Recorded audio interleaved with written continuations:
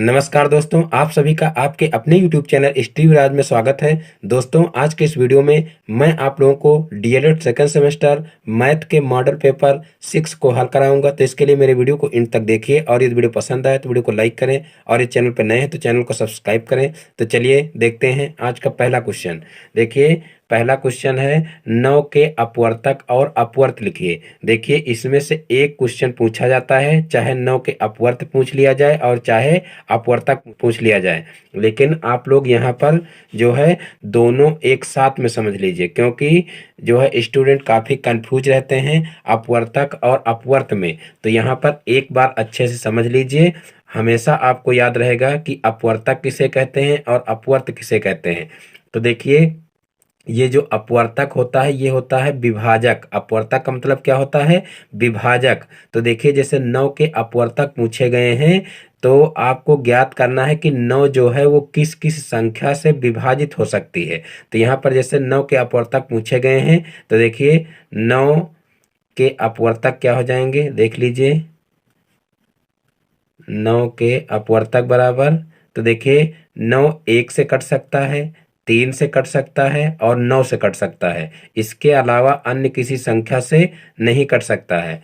तो यहाँ पर देखिए 9 के अपवर्तक क्या हो जाएंगे, 1, 3 और 9। यानी कि जो अपवर्तक होते हैं वो निश्चित होते हैं। किसी भी संख्या के अपवर्तक जो होते हैं वो निश्चित होते हैं, यानी कि सिर्फ उतने ही अपवर्तक उसके हो सकते हैं, उससे अधिक या उससे कम अपवर्तक उसके नहीं हो सकते हैं। लेकिन जो अपवर्त होते हैं वो अपवर्त अनिश्चित होते हैं, यानी कि अगर अपवर्त लिखने के लिए दिया जाएगा तो लिमिट दी हुई होगी। जैसे यहाँ पर 9 के अपवर्त कहा गया है, तो यहाँ पर आपको अगर एग्जाम में दिया जाएगा तो एग्जाम में ये जरूर दिया जाएगा कि 9 के प्रथम 5 अपवर्त लिखिए, या 9 के प्रथम 3 अपवर्त लिखिए, या 9 के प्रथम 7 अपवर्त लिखिए। तो इस तरीके से जो है लिमिट जरूर दी हुई होगी, क्योंकि अपवर्तों की संख्या जो होती है वो अनंत होती है।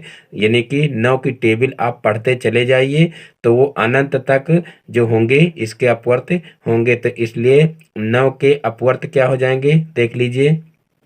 9 के अपवर्त, तो यहाँ पर देखिए 9 के अपवर्त इस तरीके से लिखा जा सकता है।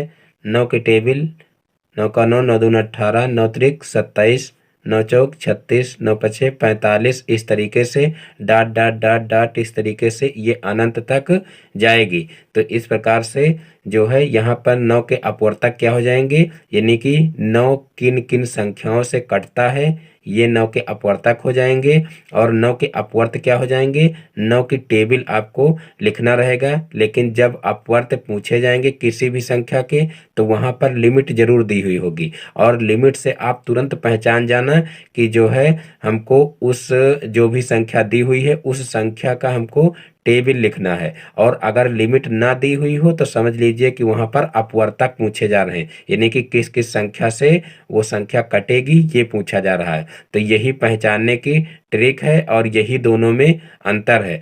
अब देखते हैं नेक्स्ट क्वेश्चन। तो देखिए नेक्स्ट क्वेश्चन है, क्रमागत दो पूर्णांकों का अंतर होता है। क्रमागत दो पूर्णांकों का अंतर होता है, तो देखिए इसका आंसर हो जाएगा 1, क्योंकि क्रमागत दो पूर्णांकों का मतलब क्या है, जैसे एक संख्या है तो 1 के बाद क्रम से आने वाली संख्या कौन सी होगी, 2 होगी। तो दोनों में अंतर कितना है, 1 का अंतर है।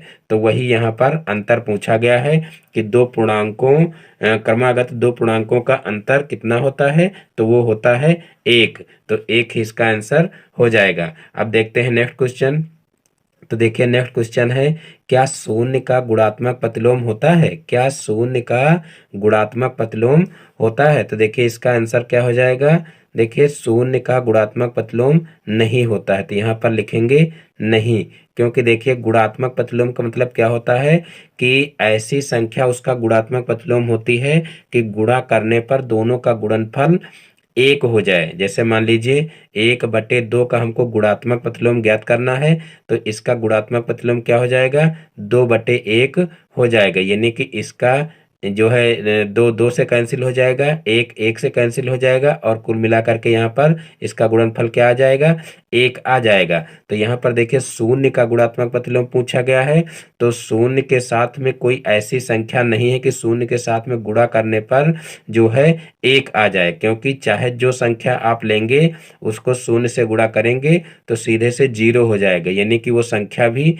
शून्य हो जाएगी, इसलिए इसका कोई गुणात्मक प्रतिलोम नहीं होता है।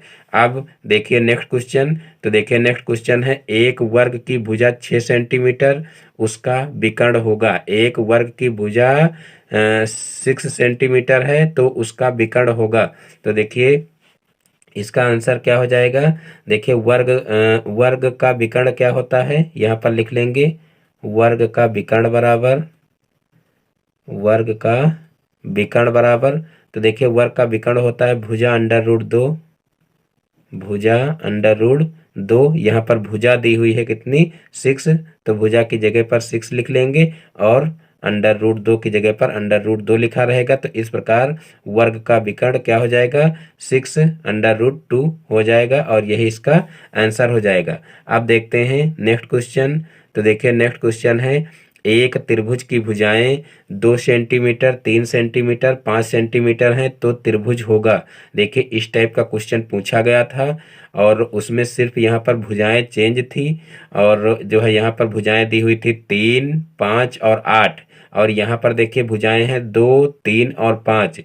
तो यहाँ पर पूछा गया है तो त्रिभुज होगा। तो यहाँ पर देखिए 4 ऑप्शन दिए थे, और उन 4 ऑप्शन में आपको बताना था कि ये त्रिभुज कैसा त्रिभुज होगा। तो देखिए कुछ लोग बिना सोचे समझे यहाँ पर क्या करते हैं कि भुजाएं देखते हैं, सभी भुजाएं अलग अलग हैं, बस तुरंत विषम बाहु त्रिभुज पर टिक कर देते हैं, क्योंकि विषम बाहु त्रिभुज की जो भुजाएं होती हैं वो सभी अलग अलग होती हैं, यानी कि अलग अलग लंबाई की होती हैं, तो इसलिए इसको विषम बाहु पर ही टिक कर देते हैं। लेकिन इसका उत्तर क्या होगा, त्रिभुज संभव नहीं, त्रिभुज संभव नहीं, त्रिभुज संभव नहीं। ये क्वेश्चन अब की बार पूछा जा सकता है, क्योंकि इसमें भुजाएं ही चेंज थी। अब हो सकता कहो ये क्वेश्चन पूछ लिया जाए, यानी कि भुजाएं इसकी चेंज कर दी जाएं, और ये क्वेश्चन पूछा जा सकता है। तो यहाँ पर आपको क्या लिखना है, त्रिभुज संभव नहीं है। और त्रिभुज संभव क्यों नहीं है वो भी समझ लेते हैं। देखिए त्रिभुज जो होता है, कोई भी त्रिभुज हो तो त्रिभुज की दो भुजाओं की माप हमेशा तीसरी भुजा से बड़ी होती है, उसके बराबर नहीं होती है, और ना तो उससे छोटी होती है। कोई भी दो भुजाएं लीजिए और तो उसकी तीसरी भुजा से हमेशा बड़ी होनी चाहिए उनका दोनों का योग। तो इस प्रकार से यहाँ पर देखिए इसका योग करेंगे तो 3, 2, 5 यानी कि इसके बराबर ही आ रहा है। इसका मतलब क्या है कि त्रिभुज इसका संभव नहीं है। तो यही इसका आंसर हो जाएगा। अब देखते हैं नेक्स्ट क्वेश्चन। तो देखिए नेक्स्ट क्वेश्चन है समीकरण 1.5y-7 बराबर 0.5y का हल है। ये क्वेश्चन भी देख लीजिए 2016 के सेकंड सेट में पूछा गया है। तो देखिए इसका आंसर क्या होगा। देखिए ये एक समीकरण दी हुई है और इसको हल करना है। तो देखिए यहाँ पर हम क्या करेंगे, सबसे पहले इसको इधर पक्षांतर कर लेंगे और इस 7 को उधर भेज देंगे। तो यहाँ पर देखिए 1.5y और इसको इधर पक्षांतर करेंगे तो माइनस का 0.5y हो जाएगा, और इसको इधर पक्षांतर करेंगे 7 को तो ये इधर माइनस का है उधर जाएगा प्लस का 7 हो जाएगा। अब यहाँ पर 1.5y में से 0.5y घटाएंगे तो यहाँ पर 1y बचेगा, और फिर 1y बराबर कितना हो जाएगा, 7 हो जाएगा। और देखिए y के साथ में एक लिखते नहीं हैं, यानी कि गुणे में जो भी संख्याएं होती हैं सबके गुणे में जो है एक होता है, तो एक को लिखने की जरूरत नहीं है। तो यहाँ पर y बराबर कितना हो जाएगा, 7 हो जाएगा। तो यही इसका आंसर हो जाएगा। अब देखते हैं नेक्स्ट क्वेश्चन। तो देखिए नेक्स्ट क्वेश्चन है एक काम 30 मजदूर, देखिए एक काम 30 मजदूर 16 दिन में करते हैं तो 12 मजदूर इस काम को कितने दिन में करेंगे। तो देखिए इस क्वेश्चन को कैसे करेंगे। तो देखिए इसमें सबसे पहले हम इधर लिख लेंगे मजदूर,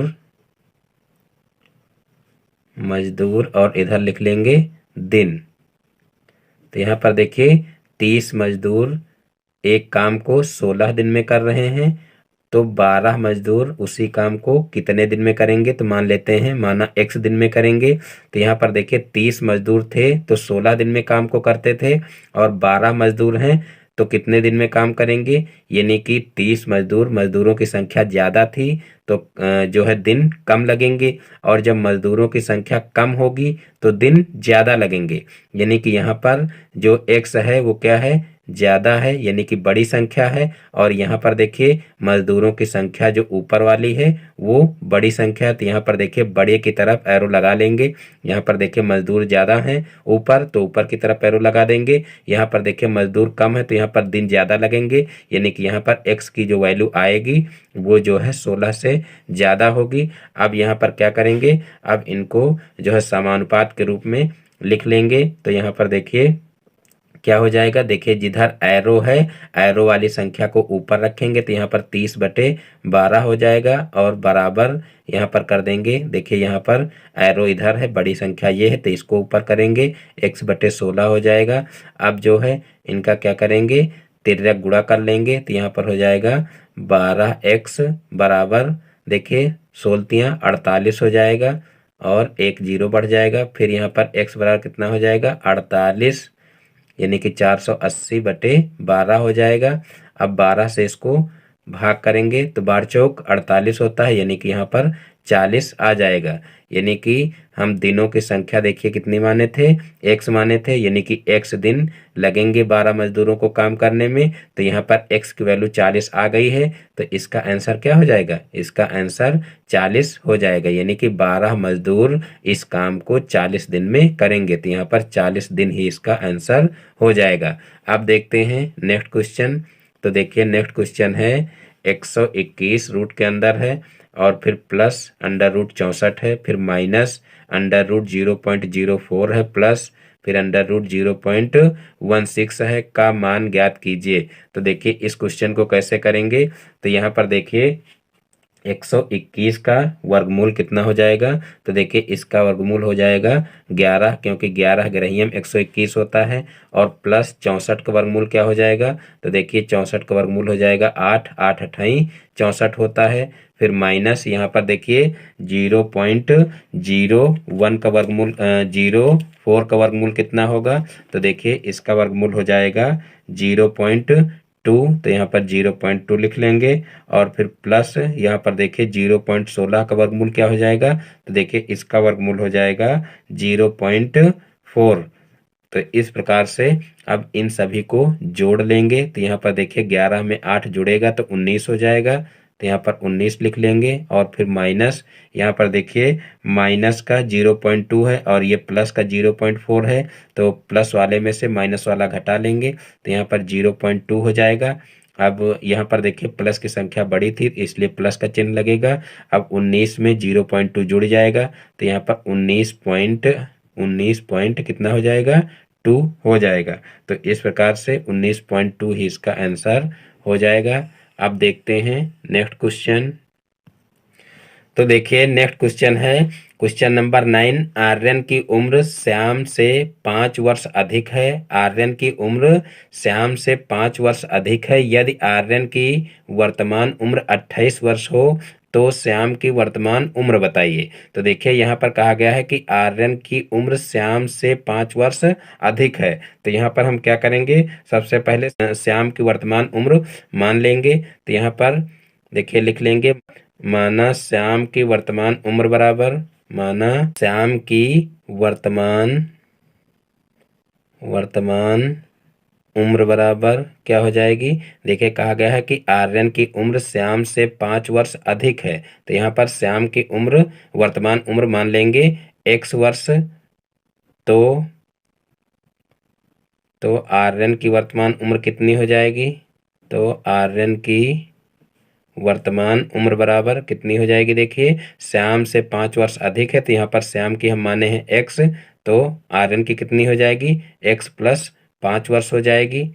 अब देखिए यहाँ पर कहा गया है कि यदि आर्यन की वर्तमान उम्र 28 वर्ष हो, यहाँ पर देखिए इसके हिसाब से हम माने हैं तो आर्यन की उम्र वर्तमान उम्र x + 5 आ रही है। तो यहाँ पर हम लिख लेंगे अतः x प्लस 5 बराबर कितना हो जाएगा, 28 वर्ष हो जाएगा, क्योंकि यहाँ पर वर्तमान उम्र जो है आर्यन की दी हुई है 28 वर्ष, और यहाँ पर वर्तमान उम्र इसके हिसाब से x प्लस 5 आ रहे, तो इन दोनों को बराबर में लिख देंगे।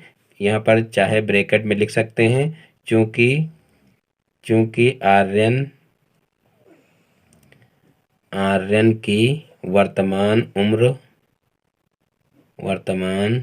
उम्र बराबर 28 वर्ष दिया है, ये इतना ब्रैकेट में लिख लेंगे। अब यहाँ पर इसको हम क्या करेंगे, इसको सॉल्व कर लेंगे, यानी कि इससे जो है x की वैल्यू निकाल लेंगे। तो यहाँ पर देखिए x बराबर क्या हो जाएगा, इस 5 को इधर पक्षांतर कर देंगे तो 28 माइनस 5 हो जाएगा। अब 28 में से 5 को घटाएंगे तो कितना हो जाएगा, 23 हो जाएगा। तो यहाँ पर देखिए x बराबर 23 हो जाएगा, और हमको क्या करना है, श्याम की वर्तमान उम्र निकालनी है। तो श्याम की वर्तमान उम्र कितनी माने थे, x माने थे। तो यहाँ पर नीचे लिख लेंगे अतः श्याम की वर्तमान उम्र बराबर 23 वर्ष आंसर।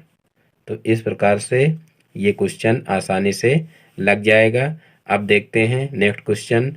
तो देखिए नेक्स्ट क्वेश्चन है, दो संख्याओं का अंतर 48 है। दो संख्याओं का अंतर 48 है। इनमें से बड़ी संख्या में छोटी संख्या से भाग देने पर भागफल 5 है, शेषफल 0 है। दोनों संख्याएं ज्ञात कीजिए। देखिए ये क्वेश्चन भी 2016 में आया हुआ क्वेश्चन है, इम्पॉर्टेंट क्वेश्चन है। तो देखिए इसको कैसे ज्ञात करेंगे, तो चलिए हल करते हैं। दो संख्याओं का अंतर 48 दिया हुआ है, तो यहाँ पर हम मान लेंगे माना पहली संख्या बराबर, तो देखिए यहाँ पर माना पहली संख्या क्या हो जाएगी, x हो जाएगी। मान लेंगे हम माना पहली संख्या x है, तथा दूसरी संख्या बराबर, तो देखिए दूसरी संख्या हो जाएगी x प्लस 48। देखिए यहाँ पर कुछ स्टूडेंट यहाँ पर डाउट में हो जाते हैं, तो यहाँ पर इसको अच्छे से समझ लीजिए। देखिए यहाँ पर दो संख्याओं का अंतर 48 दिया हुआ है। तो यहाँ पर देखिए पहली संख्या जब हम x मानेंगे तो दूसरी संख्या x प्लस 48 हो जाएगा। कुछ स्टूडेंट कहते हैं कि यहाँ पर जब जो है अंतर दिया हुआ है तो घटाना चाहिए, आपने यहाँ पर जोड़ क्यों दिया है। तो यहाँ पर आप लोग अच्छे से इधर साइड में समझ लीजिए। देखिए यहाँ पर कहा गया है कि दो संख्याओं का अंतर 48 है। तो यहाँ पर देखिए एक संख्या x है और दूसरी संख्या क्या है, x प्लस 48 है। तो यहाँ पर देखिए इन दोनों का अगर अंतर ज्ञात करेंगे तो यहाँ पर देखिए क्या हो जाएगा, x प्लस 48 में से मान लीजिए x को घटाएंगे तो देखिए x कैंसिल हो जाएगा, तो यहाँ पर 48 हमारा आ जाएगा। तो इस प्रकार से जो है दोनों का अंतर क्या आ जाएगा, 48 आ जाएगा, जो कि यहाँ पर कहा गया है कि दोनों संख्याओं का अंतर 48 है। तो इसीलिए यहाँ पर एक संख्या x मानी गई है और दूसरी संख्या x प्लस 48 मानी गई है। अब देखिए क्या करेंगे, अब यहाँ पर लिखेंगे प्रश्नानुसार। तो देखिए प्रश्नानुसार क्या हो जाएगा, देखिए यहाँ पर कहा गया है कि इनमें से बड़ी संख्या में छोटी संख्या से भाग देने पर, तो यहाँ पर देखिए बड़ी संख्या कौन सी हो जाएगी, x प्लस 48 हो जाएगी, क्योंकि यहाँ पर ये x है और यहाँ पर x में कुछ जुड़ रहा है तो ये बड़ी संख्या हो जाएगी। तो यहाँ पर x प्लस 48 बड़ी संख्या है, और कहा गया है कि बड़ी संख्या में छोटी संख्या से भाग देने पर, तो यहाँ पर छोटी संख्या से भाग दे देंगे, भागफल 5, तो यहाँ पर भागफल 5 हो जाएगा, तथा शेषफल 0 है। तो यानी कि यहाँ पर शेषफल 0 है तो फिर 0 से कोई मतलब नहीं है, तो दोनों संख्याएं ज्ञात कीजिए। तो यहाँ पर इस तरीके से समीकरण बन जाएगी। अब हम क्या करेंगे, इस समीकरण से x की वैल्यू निकाल लेंगे। तो यहाँ पर 5 के बटे में 1 कर देंगे और इसका कर लेंगे तिर्यक गुणा। तो यहाँ पर तिर्यक गुणा करेंगे तो देखिए क्या हो जाएगा, 5x बराबर हो जाएगा x प्लस 48, और फिर इस x को इधर पक्षांतर कर लेंगे तो यहाँ पर 5x माइनस x हो जाएगा और बराबर में 48 हो जाएगा। और फिर देखिए 5x में से x घटेगा तो कितना हो जाएगा, तो यहाँ पर देखिए हो जाएगा 4x, और 4x बराबर 48 हो जाएगा। फिर x को एक तरफ रखेंगे और इस 4 को भी उधर पक्षांतर कर देंगे, तो यहाँ पर हो जाएगा 48/4। अब यहाँ पर 4 से इसको सरल कर लेंगे, तो यहाँ पर 4 एकम 4 और 4 दूना 8, यानी कि x बराबर कितना आ जाएगा, 12 आ जाएगा। और अब देखिए हमको निकालना क्या था, दोनों संख्या ज्ञात कीजिए। तो यहाँ पर देखिए पहली संख्या हम लिख लेंगे, अतः पहली संख्या बराबर 12 हो जाएगी, क्योंकि x माने थे, तथा दूसरी संख्या बराबर क्या हो जाएगी, तो यहाँ पर x प्लस 48 माने थे, तो यहाँ पर 12 प्लस 48 हो जाएगा, यानी कि 12 में 48 जोड़ेंगे तो कितना हो जाएगा, 60 हो जाएगा, और यही इसका आंसर हो जाएगा। तो इस प्रकार से ये क्वेश्चन भी आसानी से लग जाएगा। अब देखते हैं नेक्स्ट क्वेश्चन। देखिए एक बार यहाँ से और समझ लेते हैं। देखिए यहाँ पर x की वैल्यू कितनी आई है, 12 आई है। तो यहाँ पर देखिए पहली संख्या हम क्या माने थे, x माने थे, तो यहाँ पर हो जाएगा अतः पहली संख्या बराबर 12 हो जाएगी, क्योंकि यहाँ पर x की वैल्यू रख देंगे, तो यहाँ पर पहली संख्या 12 हो जाएगी। तथा दूसरी संख्या क्या माने थे, x प्लस 48 माने थे ऊपर, तो यहाँ पर x प्लस 48 लिख देंगे, और यहाँ पर फिर x की वैल्यू रख देंगे 12, और 12 में 48 जोड़ेंगे तो कितना हो जाएगा, 60 हो जाएगा। तो इस प्रकार से पहली संख्या 12 हो जाएगी और दूसरी 60 हो जाएगी। तो इस प्रकार से ये क्वेश्चन लग जाएगा। अब देखते हैं नेक्स्ट क्वेश्चन। तो देखिए नेक्स्ट क्वेश्चन है question number 11। x plus Y plus Z बराबर 12 और X square plus Y square plus Z square बराबर 64। तो X Y plus Y Z plus Z X का मान ज्ञात कीजिए। तो देखिए इस क्वेश्चन को कैसे करेंगे, तो यहाँ पर देखिए सबसे पहले हम जो है यहाँ पर x plus Y plus Z लिख लेंगे और फिर इसका होल स्क्वायर कर देंगे। तो देखिए इसका होल स्क्वायर करेंगे तो यहाँ पर ये एक फार्मूला बन जाएगा, a plus B plus C का होल स्क्वायर। तो यहाँ पर देखिए a plus B plus C का होल स्क्वायर का फार्मूला क्या होता है, a square plus B square plus C square plus 2ab plus 2bc plus 2ca। तो यहाँ पर देखिए ये फार्मूला होता है, तो इसी के हिसाब से यहाँ पर लिख लेंगे x plus Y plus Z का होल स्क्वायर क्या हो जाएगा, यानी कि यहाँ पर इसी फार्मूले के हिसाब से लिख लेंगे। तो यहाँ पर हो जाएगा X square plus Y square plus Z square plus 2xy plus 2yz, और फिर यहाँ पर हो जाएगा प्लस 2zx। तो इस तरीके से ये फार्मूला हो जाएगा। अब यहाँ पर देखिए x plus Y plus Z बराबर 12 दिया हुआ है, तो यहाँ पर 12 लिख लेंगे और 12 का होल स्क्वायर हो जाएगा। फिर यहाँ पर देखिए X square plus Y square plus Z square बराबर 64 दिया हुआ है, तो यहाँ पर 64 लिख लेंगे, और प्लस यहाँ पर देखिए 2 सभी के साथ में है, तो 2 यहाँ पर कॉमन ले लेंगे, तो यहाँ पर बचेगा X Y plus Y Z plus Z X. तो यहाँ पर देखिए X Y plus Y Z plus Z X को एक ब्रैकेट में लिख लेंगे, क्योंकि यहाँ पर 2 कॉमन लिया गया है। अब यहाँ पर 12 का स्क्वायर करेंगे, तो देखिए 12 बरहियम 144 हो जाएगा, और फिर यहाँ पर इसको इधर पक्षांतर कर देंगे, तो माइनस का 64 हो जाएगा, और बराबर हो जाएगा 2 into X Y plus Y Z और प्लस जेड एक्स। और फिर क्या करेंगे, अब 64 को इसमें से घटा लेंगे, तो देखिए क्या हो जाएगा, यहाँ पर इसको पूरा दर्जा पलट लेंगे, यानी कि इस पूरे को इधर ले आएंगे और इसको इधर ले आएंगे।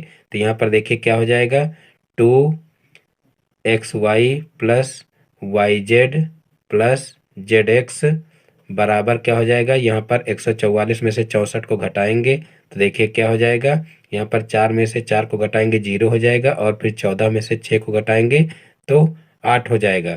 तो यहाँ पर देखिए कितना हो जाएगा, 80, और फिर यहाँ पर इस 2 को भी इधर पक्षांतर कर देंगे, तो यहाँ पर हो जाएगा X Y plus Y Z plus Z X बराबर यहाँ पर 80/2 हो जाएगा, क्योंकि इधर 2 गुणा कर रहा था तो इधर जो है भाग करेगा। तो यहाँ पर 80 को 2 से भाग करेंगे तो कितना हो जाएगा, 40 हो जाएगा। तो इस प्रकार से X Y plus Y Z plus Z X की वैल्यू क्या आ जाएगी, 40 आ जाएगी। तो यही हमारा आंसर हो जाएगा। तो इस प्रकार से ये क्वेश्चन आसानी से लगाया जा सकता है। अब देखते हैं नेक्स्ट क्वेश्चन। तो देखिए नेक्स्ट क्वेश्चन है, दिखाइए कि 3x फिर ब्रैकेट के अंदर है x-1 बराबर 3x² प्लस 3x एक सर्वसमीका है। देखिए इस टाइप का क्वेश्चन भी आ सकता है, यानी कि पहले से ऑलरेडी दिया हुआ है कि यह एक सर्वसमीका है, लेकिन हमको सिद्ध करना है, एक हिसाब से कह लीजिए कि सिद्ध करना है कि ये एक सर्वसमीका है। तो देखिए हम कैसे सिद्ध करेंगे। तो यहाँ पर देखिए हम LHS और RHS में जो है पहले एक मान रख लेंगे, उसके बाद फिर दो मान रख लेंगे, और चाहे पहले एक रख लीजिए चाहे तीन रख लीजिए। कहने का मतलब कुल मिलाकर के 1 2 3 4 में से कोई भी दो संख्याएं रख करके देख लेंगे तो LHS और RHS बराबर आना चाहिए। तो यहाँ पर देखिए LHS क्या है, LHS देखिए है 3x और x प्लस x-1 है। और फिर यहाँ पर RHS क्या है, तो देखिए RHS है 3x² और प्लस का 3x है। तो यहाँ पर देखिए ये LHS है और ये RHS है। अब इसमें हम क्या करेंगे, x बराबर 1 रखने पर, x बराबर 1 रखने पर यहाँ पर लिख देंगे। तो यहाँ पर देखिए 1 रखेंगे तो 3 इंटू 1 हो जाएगा, फिर यहाँ पर 1 माइनस 1 हो जाएगा, बराबर यहाँ पर 3 इंटू 1 का स्क्वायर हो जाएगा, प्लस यहाँ पर 3 इंटू 1 हो जाएगा। अब यहाँ पर देखिए 1 का 1 से माइनस होगा तो यहाँ पर 0 हो जाएगा, और 0 से इसका गुणा होगा तो यहाँ पर पूरा 0 हो जाएगा। देखिए यहाँ पर ये क्वेश्चन थोड़ा सा गलत लिखा हुआ है, क्योंकि यहाँ पर 0 नहीं आना चाहिए। यहाँ पर देखिए 0 आ रहा है, यहाँ पर बराबर में देखिए यहाँ 3 आ रहा है, यहाँ 3 दोनों को जोड़ेंगे तो 6 आ जाएगा। तो ये सर्वसमीका नहीं है, जबकि यहाँ पर पहले से ही बताया गया है कि ये सर्वसमीका है, इसलिए यहाँ पर देखिए माइनस नहीं होगा, यहाँ पर प्लस होगा। बुक में गलत दिया हुआ है। तो यहाँ पर देखिए जब प्लस कर लेंगे तो यहाँ पर एक एक कितना हो जाएगा, 2 हो जाएगा, और 2 का 3 से गुणा होगा तो 2 तिहाई 6 हो जाएगा। तो इस प्रकार से यहाँ पर 6 आ जाएगा, और यहाँ पर भी देखिए क्या आ जाएगा, 6 आ जाएगा। तो इस प्रकार से LHS बराबर RHS हो जाएगा, LHS बराबर RHS। और इधर जो है क्या करेंगे, अब पुनः जो है x बराबर 2 रख देंगे, और चाहे 3 रख लीजिए। तो x बराबर 3 रखने पर लिख लेंगे। तो देखिए अब भी इनका मान बराबर आना चाहिए। तो यहाँ पर 3 गुणे 3 हो जाएगा, और फिर 3 + 1 हो जाएगा, और फिर RHS में क्या हो जाएगा, 3 गुणे 3 का स्क्वायर प्लस 3 गुणे 3 हो जाएगा, 3 गुणे 3। तो यहाँ पर देखिए 3 त्रिका 9 हो जाएगा, और 9 चौक 36 हो जाएगा, क्योंकि यहाँ पर 3 में 1 जोड़ेंगे तो 4 हो जाएगा। तो 9 चौक 36 हो जाएगा, बराबर यहाँ पर देखिए 3 त्रिका 9 हो जाएगा, और यहाँ पर 3 त्रिका 9 और 9 त्रिक 27, यानी कि 27 + 9 कितना हो जाएगा, तो यहाँ पर 36 हो जाएगा, और यहाँ पर भी 36 हो जाएगा। तो इस प्रकार से यहाँ से भी LHS बराबर RHS हो जाएगा। तो यहाँ पर हम नीचे लिख सकते हैं, अतः अतः यह एक सर्वसमीका है, यह एक सर्वसमीका है। तो इस प्रकार से कोई भी समीकरण दी हुई हो या सर्वसमीका दी हुई हो, क्योंकि पहले से हमको पता रहेगा नहीं कि सर्वसमीका है कि समीकरण है, तो उसमें हम क्या करेंगे, 1 2 3 4 कोई भी दो संख्याएं जो है मान रख करके LHS और RHS देख लेंगे। अगर बराबर हैं तो समझ लीजिए कि वो सर्वसमीका है, और बराबर नहीं है तो समझ लीजिए वो क्या है, समीकरण है। तो इस प्रकार से सर्वसमीका और समीकरण को पहचाना जा सकता है, और इसी तरीके से इसको सिद्ध भी किया जा सकता है। तो चलिए अब देखते हैं नेक्स्ट क्वेश्चन। तो देखिए नेक्स्ट क्वेश्चन है क्वेश्चन नंबर 13। देखिए x - 2y plus 3y - x minus 3x - 2y को सरल कीजिए। तो देखिए ये क्वेश्चन भी 2016 में आया हुआ है। तो देखिए इस क्वेश्चन को कैसे करेंगे। तो देखिए बहुत ही आसान क्वेश्चन है, और 2016 में आया हुआ है, तो इम्पॉर्टेंट क्वेश्चन भी है, तो इसको आप लोग अच्छे से समझ लीजिए। तो देखिए इसको कैसे करेंगे। तो यहाँ पर देखिए सबसे पहले हम जो है इन सभी का ब्रैकेट खोल लेंगे तो देखिए x माइनस 2y हो जाएगा। यहाँ प्लस लगा है इसलिए यहाँ पर प्लस का 3y माइनस का x हो जाएगा। इस माइनस की वजह से इसके अंदर के चिन्ह चेंज हो जाएंगे तो यहाँ पर हो जाएगा माइनस का 3x और प्लस का 2y। अब क्या करेंगे, अब देखिए जो संख्याएं जुड़ घट रही हैं उनको जोड़ घटा लेंगे तो यहाँ पर देखिए x प्लस का है, यहाँ पर माइनस का है, ये दोनों आपस में कैंसिल हो जाएंगे। फिर यहाँ पर देखिए 2y माइनस की है और यहाँ पर 2y प्लस की है तो दोनों आपस में कैंसिल हो जाएंगी। अब यहाँ पर बचेगा 3y और यहाँ पर बचेगा माइनस का 3x, तो इन दोनों को लिख लेंगे। अब यहाँ से देखिए 3 कॉमन मिल रहा है तो यहाँ से 3 कॉमन ले लेंगे तो यहाँ पर हो जाएगा y माइनस एक्स। लेकिन यहाँ पर देखिए x आगे होना चाहिए तो यहाँ पर हम चाहें तो x को आगे कर सकते हैं। तो यहाँ पर x को आगे करने के लिए हम क्या करेंगे, माइनस कॉमन ले लेंगे तो यहाँ पर माइनस का 3 हो जाएगा और यहाँ पर प्लस का x हो जाएगा और माइनस का y हो जाएगा। तो इस प्रकार से माइनस का 3 और ब्रैकेट के अंदर x माइनस वाई ही इसका आंसर आ जाएगा। तो इस प्रकार से इस क्वेश्चन को किया जा सकता है। अब देखते हैं नेक्स्ट क्वेश्चन। तो देखिए नेक्स्ट क्वेश्चन है क्वेश्चन नंबर 14। एक वर्गाकार बाग की भुजा 2x प्लस वाई मीटर लंबी है, खेत का क्षेत्रफल ज्ञात करो। एक वर्गाकार बाग की भुजा 2x प्लस वाई मीटर लंबी है, खेत का क्षेत्रफल ज्ञात करिए। तो देखिए यहाँ पर कहा गया है कि जो खेत है वो कैसा है, वर्गाकार है और वर्ग की भुजा दी हुई है। तो यहाँ पर हम इसका क्षेत्रफल देखिए कैसे ज्ञात करेंगे। तो देखिए यहाँ पर वर्ग के क्षेत्रफल का फार्मूला लगा देंगे। तो देखिए वर्ग के क्षेत्रफल का फार्मूला क्या होता है, वर्ग का क्षेत्रफल बराबर हो जाएगा भुजा स्क्वायर, वर्ग का क्षेत्रफल बराबर भुजा स्क्वायर। तो यहाँ पर देखिए भुजा दी हुई है, कितनी दी हुई है 2x प्लस वाई मीटर।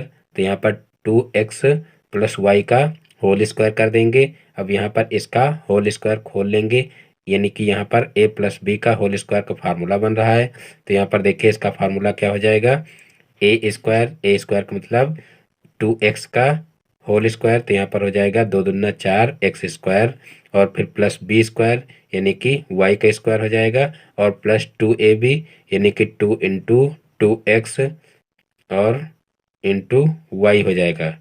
देखिए 2ab हो गया। अब यहाँ पर देखिए क्या हो जाएगा 4x square plus Y square, इसका गुणा कर लेंगे तो हो जाएगा 2 दूना 4 एक्स वाई। तो इस प्रकार से यही इसका आंसर हो जाएगा। देखिए यहाँ पर जो है मीटर में दिया हुआ है और ये क्षेत्रफल है तो यहाँ पर जो है वर्ग मीटर लिख लेंगे, वर्ग मीटर, और यही इसका आंसर हो जाएगा। तो इस प्रकार से इस टाइप के क्वेश्चन आसानी से किए जा सकते हैं। अब देखते हैं नेक्स्ट क्वेश्चन। तो देखिए नेक्स्ट क्वेश्चन है एक त्रिभुजाकार खेत की भुजाएं 26 मीटर 30 मीटर 28 मीटर हैं, उसका क्षेत्रफल ज्ञात कीजिए। एक त्रिभुजाकार खेत की भुजाएं 26 मीटर 30 मीटर 28 मीटर हैं, उसका क्षेत्रफल ज्ञात कीजिए। तो देखिए इस क्वेश्चन को कैसे करेंगे। तो यहाँ पर देखिए त्रिभुजाकार खेत की भुजाएं दी हुई हैं और हमको क्षेत्रफल ज्ञात करना है।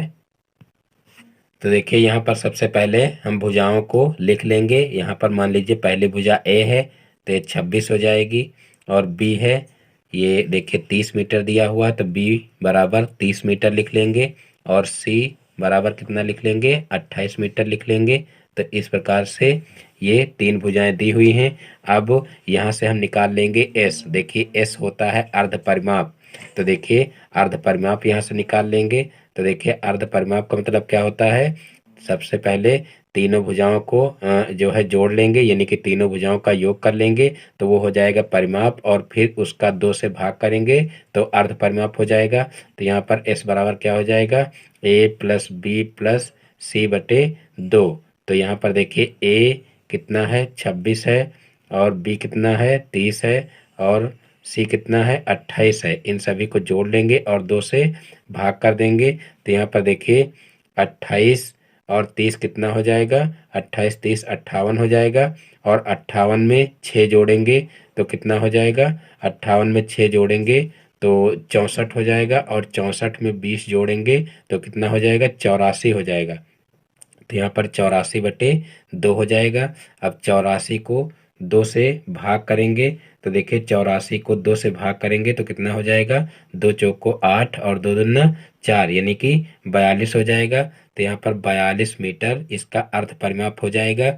अब हम क्या करेंगे, अब हम त्रिभुज का क्षेत्रफल निकाल लेंगे। देखिए त्रिभुजाकार क्षेत्र दिया हुआ है तो यहाँ पर त्रिभुज का क्षेत्रफल का फार्मूला लगा देंगे।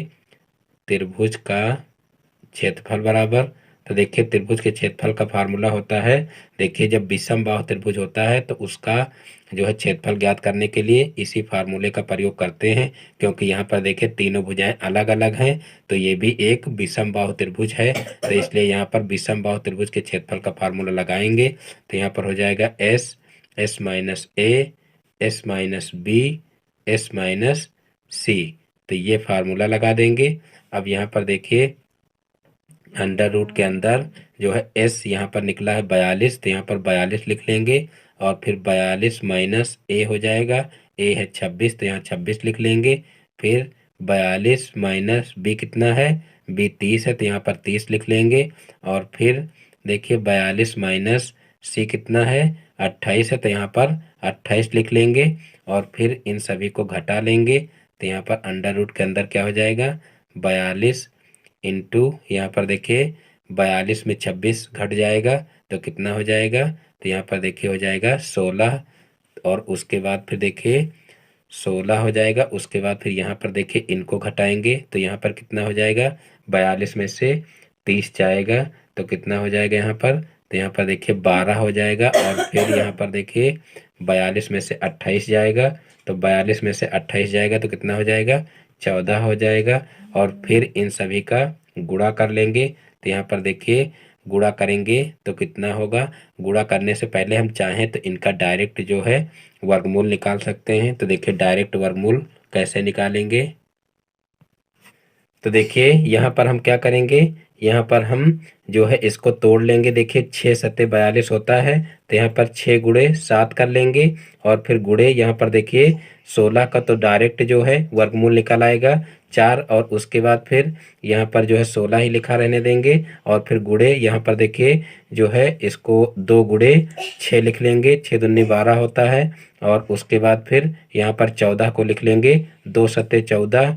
और फिर यहाँ पर देखिए यहाँ पर 6 और 6 का देखिए जोड़ा बन रहा है और यहाँ पर देखिए 7 और 7 का जोड़ा बन रहा है और यहाँ पर 2 का और 2 का जोड़ा बन रहा है और यहाँ पर 16 का डायरेक्ट वर्गमूल निकल आएगा। तो यहाँ पर देखिए एक 6 बाहर आ जाएगा, एक 7 बाहर आ जाएगा और एक जो है देखिए एक 6 बाहर आ गया, एक 7 बाहर आ गया और एक यहाँ पर देखिए 16 का वर्गमूल कितना हो जाएगा, 16 का वर्गमूल हो जाएगा 4। तो यहाँ पर 4 बाहर आ गया। उसके बाद फिर एक 2 बाहर आ गया तो यहाँ पर देखिए 6 सत्ते 42 हो जाएगा और गुणे यहाँ पर 4 दूना 8 हो जाएगा। अब 8 का 42 से गुणा करेंगे तो देखिए 8 दूना 16 हो जाएगा, 16 का 6 हो जाएगा और उसके बाद 8 चौक 32 और 32 एक 33 हो जाएगा। तो यहाँ पर 336 वर्ग मीटर हमारा आंसर आ जाएगा। तो इस प्रकार से देखिए त्रिभुज का क्षेत्रफल आसानी से ज्ञात किया जा सकता है। यानी कि यहाँ पर सबसे पहले हम क्या करेंगे, अर्ध परिमाप निकाल लेंगे और उसके बाद फिर त्रिभुज के क्षेत्रफल का फार्मूला लगा देंगे और इस प्रकार से इसको हल कर लेंगे। अब देखते हैं नेक्स्ट क्वेश्चन। तो देखिए नेक्स्ट क्वेश्चन है, एक कक्ष की लंबाई 11 मीटर, चौड़ाई 8 मीटर और ऊंचाई 5 मीटर है। कक्ष की चारों दीवारों का क्षेत्रफल ज्ञात कीजिए। तो देखिए इस क्वेश्चन को कैसे करेंगे, तो यहाँ पर देखिए इसका एक फार्मूला होता है, चारों दीवारों का क्षेत्रफल बराबर चारों दीवारों का क्षेत्रफल बराबर। तो यहाँ पर ये फार्मूला आप लोग अच्छे से रट लीजिए जिससे इस टाइप का क्वेश्चन आ जाए तो आप लोग आसानी से कर सको। तो देखिए चारों दीवारों का क्षेत्रफल बराबर क्या होता है, 2 लंबाई प्लस चौड़ाई, 2 लंबाई प्लस चौड़ाई जो कि एक जो है आयत का परिमाप का फार्मूला होता है। तो यहाँ पर 2 लंबाई प्लस चौड़ाई और यहाँ पर गुणे में कर दीजिए ऊंचाई। तो यहाँ पर ये हो जाएगा चारों दीवारों के क्षेत्रफल का फार्मूला। तो यहाँ पर 2 और यहाँ पर देखिए लंबाई कितनी दी हुई है, 11 दी हुई, तो 11 लिख लेंगे, चौड़ाई है 8, तो यहाँ पर 8 लिख लेंगे और गुणे ऊंचाई देखिए 5 दी हुई तो 5 लिख लेंगे। अब यहाँ पर 2 इंटू कितना हो जाएगा, 11 में 8 जुड़ेगा तो कितना हो जाएगा, 19 हो जाएगा। और उसके बाद फिर यहाँ पर गुणे में 5 है तो 5 लिख देंगे। अब यहाँ पर 5 दूना 10 हो जाएगा और 10 का 19 से गुणा होगा तो कितना हो जाएगा, 190 हो जाएगा। चारों दीवारों का क्षेत्रफल है, इसलिए यहाँ पर देखिए मीटर में दिया है तो यहाँ पर क्षेत्रफल है तो ये वर्ग मीटर में हो जाएगा। तो इस प्रकार से 190 वर्ग मीटर ही इसका आंसर आ जाएगा। तो इस प्रकार से ये क्वेश्चन भी आसानी से हो जाएगा। अब देखते हैं नेक्स्ट क्वेश्चन। तो देखिए नेक्स्ट क्वेश्चन है क्वेश्चन नंबर 17। एक समबाहु त्रिभुज की ऊंचाई 3√3 सेंटीमीटर है, समबाहु त्रिभुज का क्षेत्रफल निकालिए। देखिए ये क्वेश्चन भी 2015 में आया हुआ है, इंपॉर्टेंट क्वेश्चन है तो इसको आप लोग अच्छे से समझ लीजिए। यहाँ पर देखिए एक समबाहु त्रिभुज की ऊंचाई दी हुई है और समबाहु त्रिभुज का क्षेत्रफल निकालना है। तो सबसे पहले हम यहाँ पर मान लेंगे कि माना समबाहु त्रिभुज की प्रत्येक भुजा बराबर x सेंटीमीटर। तो यहाँ पर देखिए ये मान लीजिए एक समबाहु त्रिभुज हो जाएगा इस तरीके से, ये मान लीजिए एक समबाहु त्रिभुज हो जाएगा और इसकी प्रत्येक भुजा कितनी है, x है और ये भी x हो जाएगी। और इसमें कहा गया है कि समबाहु त्रिभुज की क्षेत्रफल निकालना है और समबाहु त्रिभुज की ऊंचाई दी हुई है। तो देखिए ऊंचाई जो होती है वो ये होती है। तो यहाँ पर देखिए इसकी ऊंचाई दी गई है तो यहाँ पर ऊंचाई क्या हो जाएगी, 3√3 सेंटीमीटर। और देखिए जो समबाहु त्रिभुज होता है उसकी जो शीर्ष से जो लंब डाला जाता है वो नीचे वाली आधार भुजा को दो समान भागों में विभाजित करता है। तो यहाँ पर देखिए इसकी जो लंबाई है वो x दी हुई है तो ये दो समान भागों में बांटेगा तो ये कितनी हो जाएगी, x/2 हो जाएगी और ये भी x/2 हो जाएगी। और यहाँ पर देखिए ये 90 डिग्री का कोण है तो यहाँ पर देखिए ये लंब भुजा हो जाएगी, ये आधार भुजा हो जाएगी और ये कर्ण भुजा हो जाएगी। तो यहाँ पर देखिए पाइथागोरस प्रमेय से देखिए यहाँ पर क्या हो जाएगा, कर्ण का स्क्वायर बराबर लंब का स्क्वायर प्लस यहाँ पर लिख लेंगे आधार का स्क्वायर। तो यहाँ पर देखिए कर्ण क्या है, कर्ण x है तो x का स्क्वायर हो जाएगा और लंब देखिए क्या है, 3√3 है तो यहाँ पर 3√3 का स्क्वायर हो जाएगा प्लस आधार क्या है, तो देखिए आधार है x/2 तो यहाँ पर x/2 लिख लेंगे का होल स्क्वायर।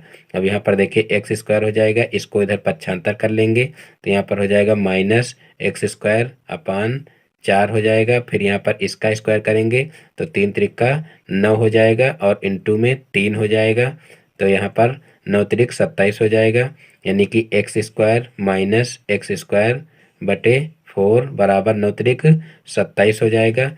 तो देखिए यहाँ से हम x की वैल्यू निकाल लेंगे, क्योंकि x की वैल्यू निकालेंगे तभी जो है इसकी एक भुजा की माप निकलेगी और तभी हम इसका जो है क्षेत्रफल निकाल सकते हैं। तो यहाँ पर हम सबसे पहले क्या करेंगे, एलसीएम ले लेंगे। तो देखिए एलसीएम लेंगे तो क्या हो जाएगा, 4x² - x²/4 हो जाएगा बराबर 27 हो जाएगा। अब इस 4 को उधर भेज देंगे तो यहाँ पर देखिए ऊपर हो जाएगा 3x², क्योंकि यहाँ पर 4x² में से एक x² घट जाएगा तो यहाँ पर 4x² हो जाएगा बराबर यहाँ पर 27 × 4 हो जाएगा। तो यहाँ पर देखिए x² बराबर क्या हो जाएगा, यहाँ पर x² बराबर हो जाएगा 27 × 4/3 हो जाएगा, क्योंकि यहाँ पर ये 3 गुणा कर रहा था तो इधर जाएगा तो भाग करेगा तो यहाँ पर इसको सरल कर लेंगे। तो यहाँ पर देखिए 9×3 = 27 होता है तो यहाँ पर 9 आ जाएगा और फिर 9 का 4 से गुणा करेंगे तो 9×4 = 36 हो जाएगा। और यहाँ पर देखिए जो है x का स्क्वायर हटाएंगे तो यहाँ पर √36 हो जाएगा। तो इस प्रकार से यहाँ से x बराबर जो है 36 का वर्गमूल क्या हो जाएगा, 6×6 = 36 होता है तो यहाँ पर x बराबर कितना आ जाएगा, जो है x बराबर 6 आ जाएगा। तो इस प्रकार से x की वैल्यू निकल आएगी। अब देखिए यहाँ पर हमको करना क्या है कि जो है समबाहु त्रिभुज का क्षेत्रफल निकालना है। तो यहाँ पर देखिए एक भुजा निकल आई है, तो देखिए समबाहु त्रिभुज की प्रत्येक भुजा बराबर होती है और इसके जो क्षेत्रफल का फार्मूला होता है वो क्षेत्रफल का फार्मूला लगा देंगे। तो यहाँ पर देखिए समबाहु त्रिभुज का क्षेत्रफल बराबर, देखिए फार्मूला क्या होता है, तो फार्मूला होता है √3/4 इंटू भुजा स्क्वायर। तो यहाँ पर देखिए भुजा स्क्वायर लिख लेंगे। अब यहाँ पर √3/4 हो जाएगा और भुजा कितनी निकली हुई, 6 निकली हुई, तो यहाँ पर 6 लिख लेंगे और स्क्वायर है उसका, तो इसलिए यहाँ पर 6 गुणे 6 लिख लेंगे। अब यहाँ से देखिए इसको सरल कर लेंगे, तो यहाँ पर 2 दूना 4 हो जाएगा, 2 तिहाई 6 हो जाएगा और फिर 2 तिहाई 6 हो जाएगा और इस 3 का इस 3 में गुणा होगा तो कितना हो जाएगा, 3 त्रिका 9 हो जाएगा। तो यहाँ पर 9 लिख लेंगे और गुणे में √3 है, तो यहाँ पर 9√3 हमारा आंसर आ जाएगा। और देखिए क्षेत्रफल है और सेंटीमीटर में दिया हुआ है, इसलिए 9√3 वर्ग सेंटीमीटर हो जाएगा। तो इस प्रकार से इस क्वेश्चन को आसानी से किया जा सकता है। तो इस प्रकार से आज के सारे क्वेश्चन समाप्त होते हैं। मैं उम्मीद करता हूं कि आज के सारे क्वेश्चन आप लोगों को अच्छे से समझ में आ गए होंगे।